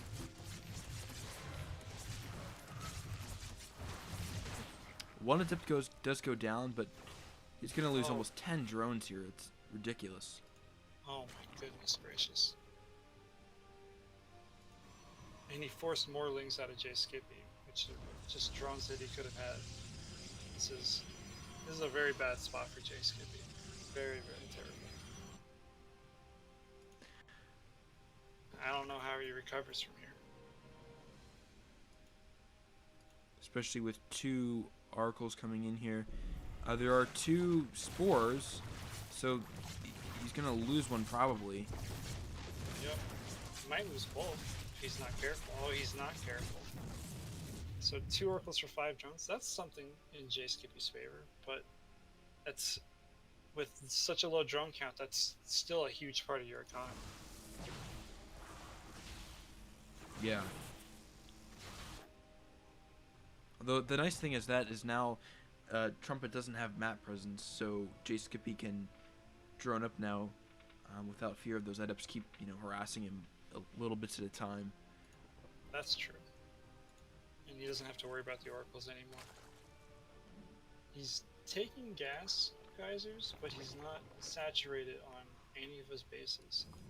I think he's going to have a lot more gas than he can do anything with. Oh, it's a Nydus play. So he knows he's dead. He knows he's all in. Oh, no, this Void Ray. Oh no, J Skippy. Yeah, gonna catch the Overseer, shut it down. It's brutal. Can the Changeling do it? Our spy, our man on the inside. I don't think so. Yeah, gates are coming in here. Is he morphing an Overseer? Oh, he's doing one right there. That does absolutely nothing. This is Yeah, bad. I think he knows that he can't get into the main base. Well, he's got an overseer coming across. Why not just wait? If you're gonna do a last-ditch effort, Nydus, do it actually when you. This is not looking good for him. Oh my No, goodness. Yeah, GG. Oh man, J Skippy's entrance is falls a little flat there, and it will be up to Lingboy to carry us. Let's see, Lingboy. he's available. He's invited to the party.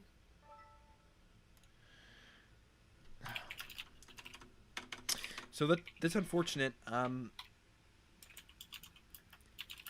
Yeah, I'm not a huge fan of doing that blind from J Skippy.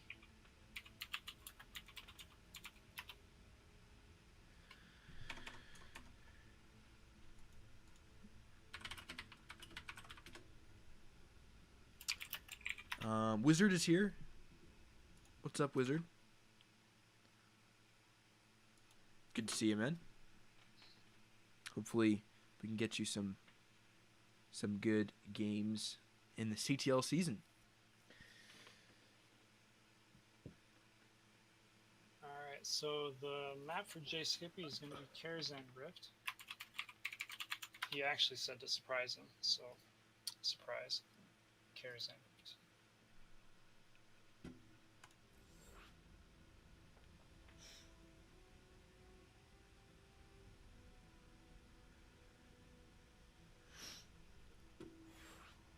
All right, Ken Lingboy, bring it back. He is our ace player.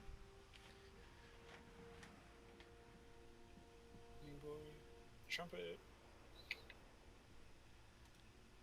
And this time is going to be quite a large MMR gap. This Lingboy is 5K.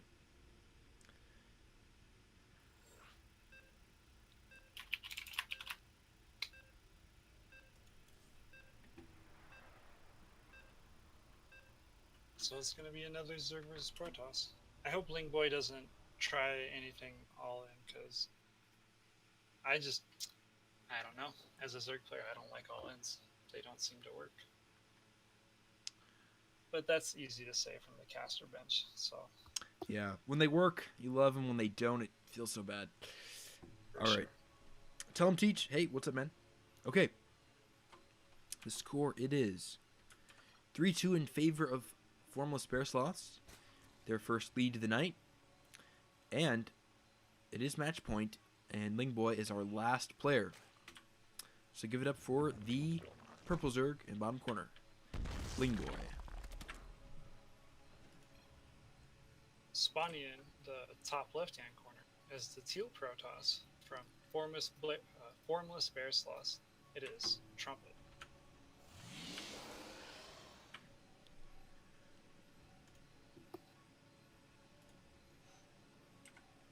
Teach. Sorry. Teach, I am Gorgonoth, and my co-caster is Snap XD. Hello, hello. We saw a very quick hatchery out of Lingboy. 15 hatch even. I wonder if he's just trying to get it down before the probe gets there, or if he's looking for early Ling Flood. That's what some of these quick hatches can mean. Was it a pylon scout from Trumpet? Yes, it was. He's doing some really nasty mineral harass, denying Lingboy patch here and there. It's going to be Gate Nexus, Cyber for Trumpet. Pretty standard opener for Protoss.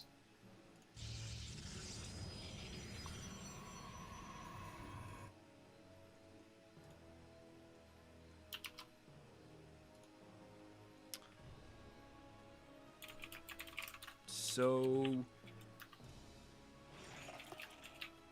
Lingboy, what is he going to do? The probe's still alive here. No Lings produced yet. The 2 Lings going to push it away. Nothing crazy yet.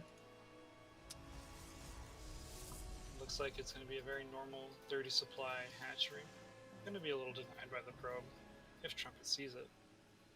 Does not choose to react to it.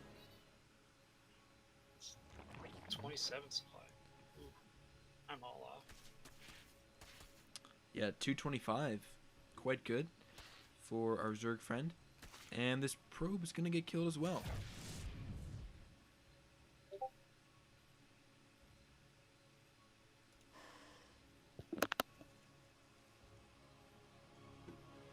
It is Twilight Council non-Stargate, interestingly enough.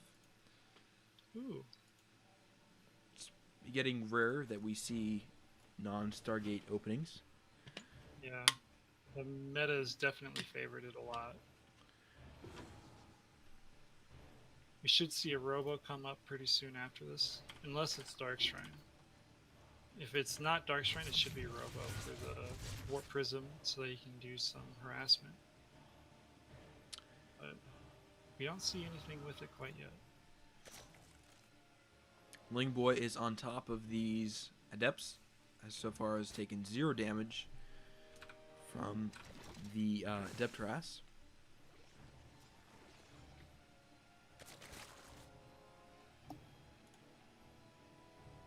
Sacking an Overlord, he's going to see the Twilight Council. There's the Robo. We still haven't seen anything done with the Twilight Council. That kind of worries me. I think Protoss was waiting for that Overlord to drop the Dark Shrine. Mind games. That Overlord barely saw that Twilight Council as well. Yeah. I mean, there are spores here anyways, though, so... Yep.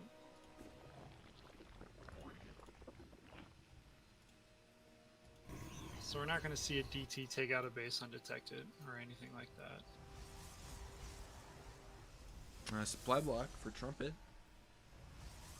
It's not good. Not a huge one, but still.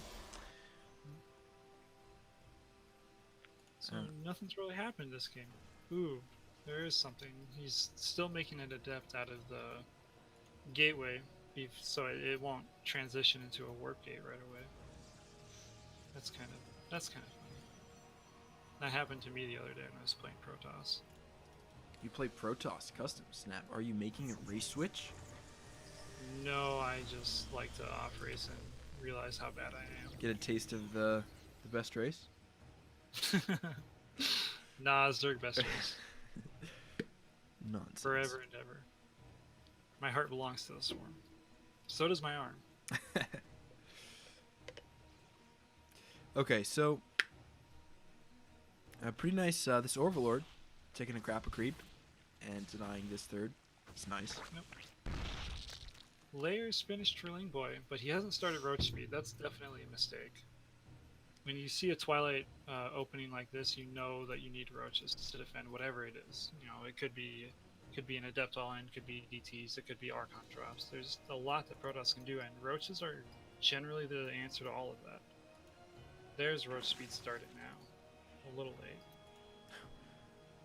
late. Double Warp Prism? Is this... That's kind of funny. Yeah, is that a thing? If he drops 4 DTs in the main at the same time as he drops 4 in the third, that would just be dirty. Ooh.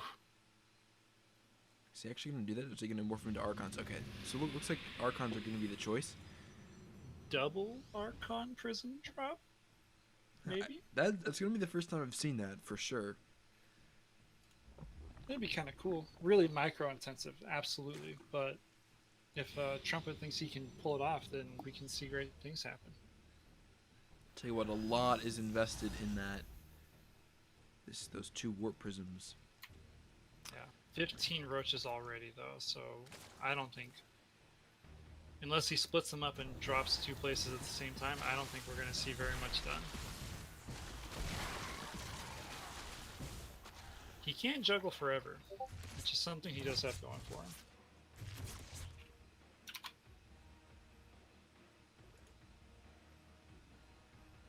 Ling Boy can take a 4th behind this pretty comfortably as well. I don't think Ling Boy has enough Roaches to really be able to push up here. Gonna lose an Overseer. Pick off an Adept, and he's gonna retreat here. I don't think Maybe he's going to try to make something work with these corruptors. I don't think he has enough here, though.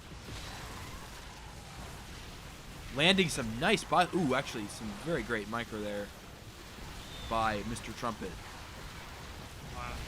All the roaches are basically dead, cleaned up by the Archons. There's 2 robos, so any roach follow-up to this is going to be met with double immortal production. And he's lost almost all of his aggressive force for not very much at all. Did clean up some, but... No blinks, so these Ravagers are going to get away. And Lingboy did the right thing and expanded behind this pressure that he did. And already up to a 70 drone count. Oh my goodness. Is he meaning to... Ooh, he's going for a Doom drop. Oh, man. Dirty. Dirty Lingboy. We see Disruptors out of... Disruptors, the balls of death for Protoss. Those are very good against this Roach Hydra Ravager arm. Not against a Doom drop, though. That's for sure. It's too micro. I'm not a huge fan of Disruptors, just to be brutally honest. I've seen them fail so many times. Fall short. Oops. I think what the deal with Disruptors are like, once you get them down, you're like, okay, yeah, this is great, you know. But it's like snowboarding. The first 30 times you snowboard, you're gonna fall on your face. I've never snowboarded, but that's what I've heard. Skied once. It was a ton of fun, but never snowboarded. Yeah. So he does get a scout on the robotics bay, so he does know that's going to be Colossi or Disruptors. So even if this attack does nothing, which I'm surprised he's going for buildings and not the workers. I think he wants to get in a position where he can deny units coming up the ramp, perhaps. Oh, but there's an attack happening at Zerg's 4th base that's occupying all of his time.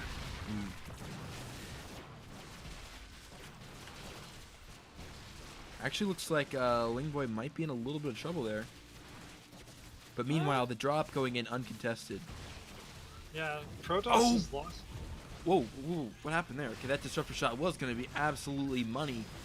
And then it got picked off. Yeah, that was so close. In the main base of Trumpet, we see a disruptor. Ooh, 2 disruptor balls get almost money shots. But the split last second for Lingboy has been too good. That's the story of disruptors. It's almost amazing, and then they leave you out to dry. Yeah. Lingboy does pick one off, but at the cost of all of his Hydras that he had there. Ooh. Okay, that's a good shot. He can target down the 3rd with just the few units he has left. Looks like he'll get it. I think with drones in production, a couple units rallied across the map, but he's gonna go home. He's comfortable with what he's achieved. Yeah, this game is over. He's mining only as natural. It's got like no production. Oops. Ooh, I actually didn't see that the main base went down. Holy cow. So this does not look good for Trumpet at all. With the... I don't want to say remax, because he's not maxed, but with the next bolster of reinforcements for Lingboy, he should be able to close out this game. He's going to go for another murder drop, only with 4 Hydras this time.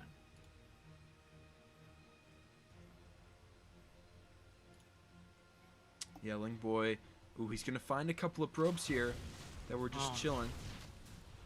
I think Trumpet forgot about those guys. I mean, his natural's pretty, actually, not oversaturated. He's only got 21 workers, so. Oh, man. Yeah, he's in a bit of trouble for sure.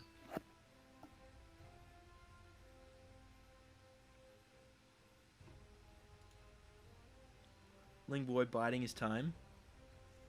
Looks like he's going to go for Broodlords. Yep. Went ahead, get more head, and Broodlords are kind of like the final solution for Zerg. So as long as he can hold this attack as long as he can hold this attack, his Hydras in the main base of Trumpet will clean up what little production he has left. And now Trumpet's on 2 gates again, 2 gates and 2 robos for production. Adrenal Gland's not quite done, but it's not gonna matter. Lings and Hydras streaming in here. This is gonna be it. I really like those force fields out of Trumpet, but it wasn't enough at the end of the day. Ling Boy tying it up. He's gonna make it. Going into our ace match. Match point. Everything comes down to this. And it's gonna be Brian. Alright. And Eternal Youth, I believe, is the final map.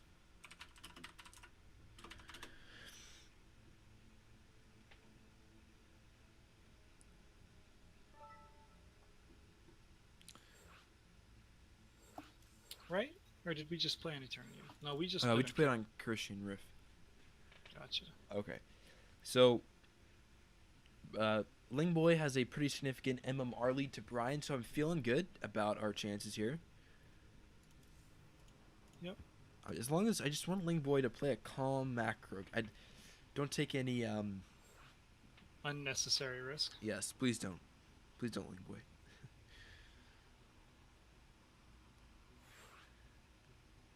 Alright, Ling Boy. Trumpet. No, not Trumpet. Brian. Referee, and we're ready to go. Brian is a Terran player? Yes. Looks like it. Yep. So it's going to be our second ZVT of the night? Yeah, our first one we saw battle cruisers. Right, that game. Yeah. What a game. What a meme. Thanks, Sun Tzu. We've seen a couple really, that's like the second BC Widowmine forward game we've seen. The first one was the TVT, right? Right. Oh, that was, I forget that. That was on, I don't even remember. That was, N2O versus somebody else? N2O No. did? Oh, wait. Was this like another week? Yeah, weeks ago. Oh, okay. This is one of the first weeks. Yeah, I remember there being a proxy Thor drop. Right. I remember there being a proxy battlecruiser. Maybe, wait, did I get confused with the CTL match? It's possible. Sorry, but... No worries. Alright. Alright, Snap, would you give us the honors of introducing our players for this ace match? Absolutely. So, spawning in the top right-hand corner for AlphaX, it's Ling Boy. And in the bottom left corner, spawning is the blue Terran. This is, for Formless Bear Sloth, Brian. Brian. Is this a new map? Clearly not familiar with the TheNydus map format. Yep. I tried to make sure I let all players know that. That's custom map pool. Ling Boy with a bit of banter before the game starts. Well, the early stages of the game. If you lose, blame it on the map. Yeah, blame it on the... Absolutely. That's your out. Checklist. Balance, map, lag. Balance is first. Absolutely number one. Yeah, true. That's a good one. It's a fallback. And fallback is map. After that, lag. Yeah. It's funny how people get into arguing matches of which matchups are worst affected by lag. Like in Brood, that happens all the time. Like PvZ, like everyone says, it's really fine. Lagging is fine if you're Protoss. Doesn't really matter. Damn. It's like Protoss easy race. such a hurtful meme. Spreading the Protoss depression. Oh man. Hey, that's okay. StarCraft 2 is there. Protoss is good in StarCraft 2. Yeah. Except the Stalkers. I want Stalkers to be better. Would you rather have Dragoons or better Stalkers? That's Dragoons. You can't just be such a different dynamic, really. Right, like in StarCraft 2 with the good engine, I feel like they'd be so less clunky. It'd be so bad. Yeah. Not nearly as clunky. Oh man. So a relatively fast third base for Ling Boy, trying to dodge the Reaper meme, but the Reaper doesn't go right across the map. He's scouting for I don't know, wings. Yeah, an early pool with wings coming across.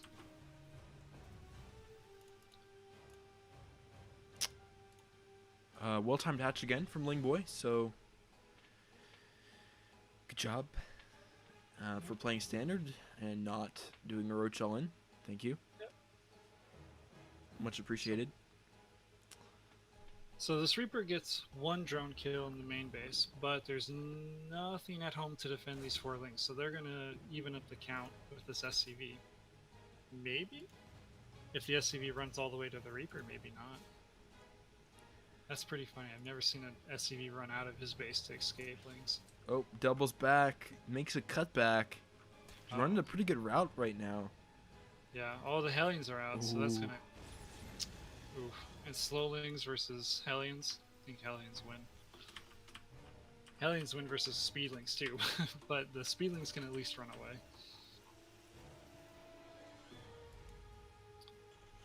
So it's gonna be Cloak on the tech lab for the starport of Brian, but he's making a Viking first to clean up the overlords, trying to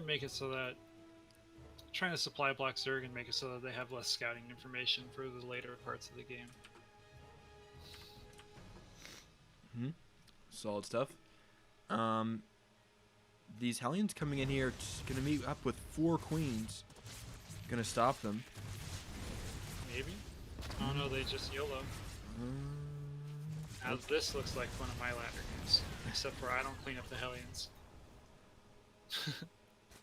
Yeah, it's quite a number of queens. I'll get a drone or 2 if he's lucky. No. So I guess costing some APM and some distraction for Ling Boy, but not much else. That was pretty much. Yeah, that was it. We do see Stim Pack on the way for Terran, so we're gonna have Bio versus Zerg. That's much nicer to see, in my opinion, than Mech. Yeah. What? You're not a Mech fan? Not even a little. I like Mech. I mean, I guess because Mech, it's for players who like Mech. It's been a rough ride. If you're a hardcore Mech fan, it's been not good, okay, not good for just kind of seesawing, you know. Yeah, that there is a fair point to like this patch being one of the first patches that's really good for Mech. And actually, this last year's been okay for Mech, but now Mech seems to be pretty good. So it is nice to see the diversity and having options as Terran players. That's cool. But it's just it's a tougher thing to deal with in the early game. I think later game versus Mech is kind of easier, but the mid game is really hard, I think. That's just my experience with it. Yeah, I think that's pretty fair. Late game's easy. You just get free points.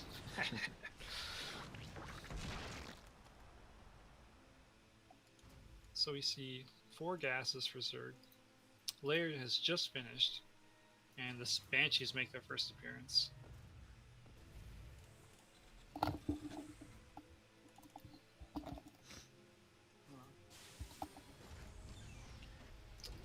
The Viking has found itself 3 Overlord kills too. That's pretty good. Yeah, pulled Viking pretty successful. The cloaked Banshees did not get any damage. Only got some. Never mind. Sorry, did I miss that in the main? Yeah, I did. Okay. Yeah, just a little. 2 Evo chambers come down, so Zerg's a little late on his upgrades, but not terribly. 1-1 is only just started for Terran. Banshees will find themselves a 4th cancel, though. Oh, but he loses a Banshee for it. And one's at half health. Half health. So, but nice getting the deny. Yep. I'm surprised he's not taking the base that's more in the center. Yeah. I think I agree. I like that base more as a 4th. Of course, these maps are pretty new to these guys, so it's probably why they don't have it mapped out as much, you know? Yep. Give me a little. Double medevac drop coming out for Bryon. And Zerglings did scout it, though, so Lingboy should be okay. yeah, and we've got a 4 queens here. Lings, so. Although these small force of combat shield marines can probably get a few lane kills, just a little bit of harass. Those Baneling morphs are out of position for sure, though. Once he cleans up this force, if he runs back in there, he could clean up those Banes. But he chooses to go back. Oh man. Losing 2 overlords to the Marines, though. And we are going to see mutas for Lingboy. I think that's becoming a lot more popular of a response. Yep. So Mutiling Bane on this map is pretty good.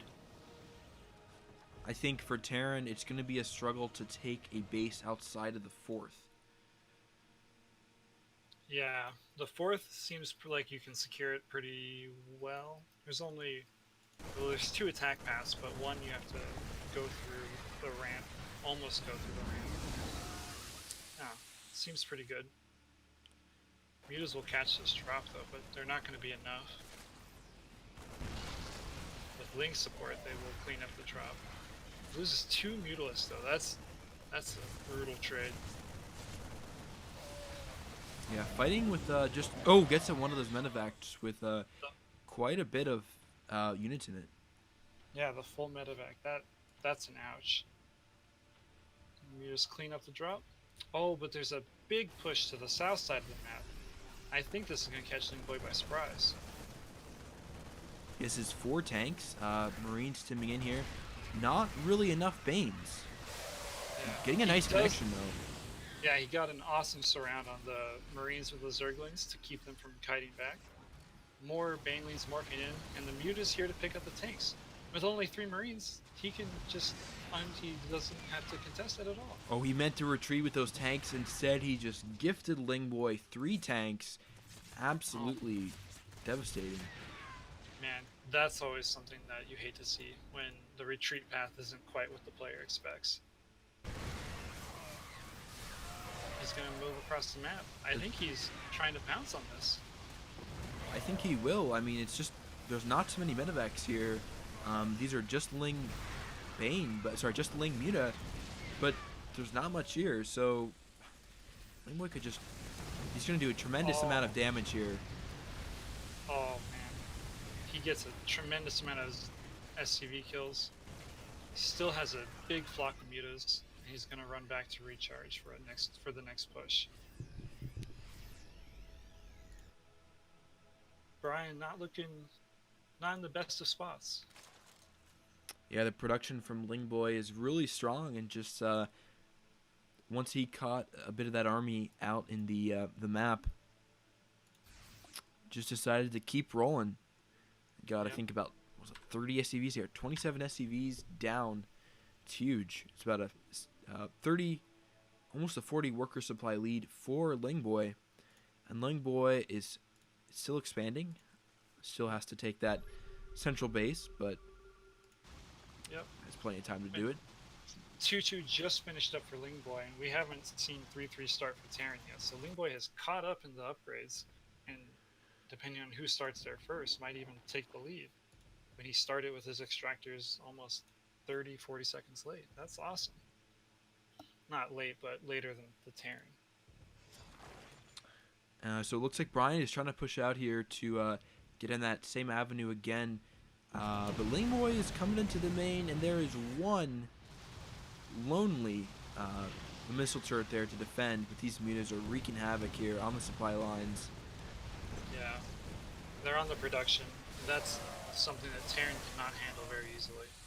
And the push at the bottom side is almost cleaned up. He's down to one tank and a handful of Marines, and it looks like there's as many Banelings as there is Marines. So he needs some Maru-style splits.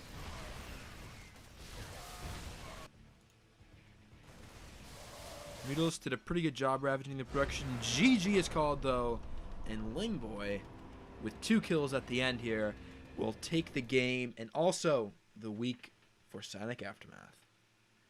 Woo! GG! Let's go, Lingboy.